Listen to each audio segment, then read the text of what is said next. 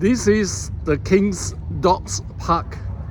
This is near the future Singapore Cruise Center. I'm now here to make a video. I want to talk about risk evaluation. In fact, for risk assessment, which is more important? Is it hazard identification or risk evaluation or risk control? I will always say that it is the risk evaluation because that will make you become smart, that you think about what is the best decision to take. Risk basically consists of three things: high risk, medium risk, and low risk. And you can see that it's important that we identify the risk level appropriately. For example, today in COVID-19, it is DORSCON green. And if you think that the severity is more than 2, it is actually a little bit inappropriate. Unless your home has a family member that is elderly, where it can be quite seriously infected, and if you suspect that their immunization is not good. Severity and likelihood will help you determine the risk. Now, how do we decide severity? Many people use it as a worst case scenario, and I don't agree with it, because worst case scenario is always 5.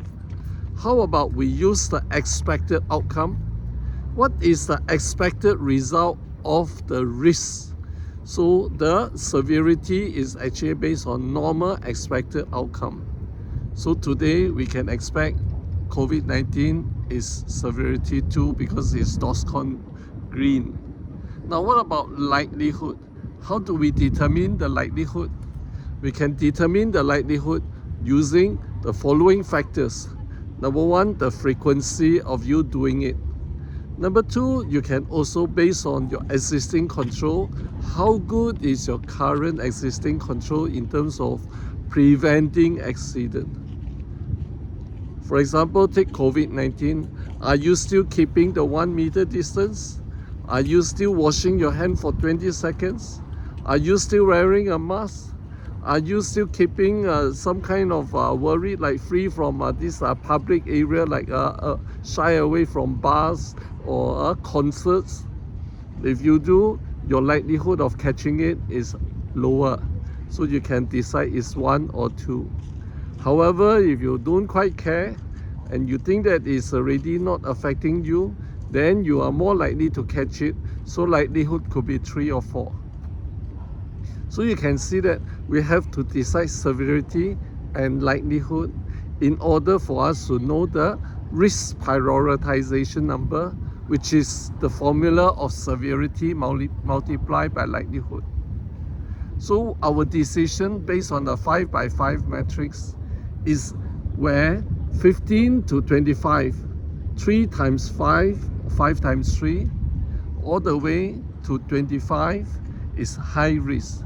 When it is high risk, we usually don't like to take it. Okay, don't take action. Try to avoid doing it altogether. However, if it's medium risk, like 4 to 12, you can take this because you are tolerating the risk. For us, in terms of 10 and 12, which is what we call a double digit number, 10, 12, it is quite near to high risk. So it's better for us to consider doing it with some additional control.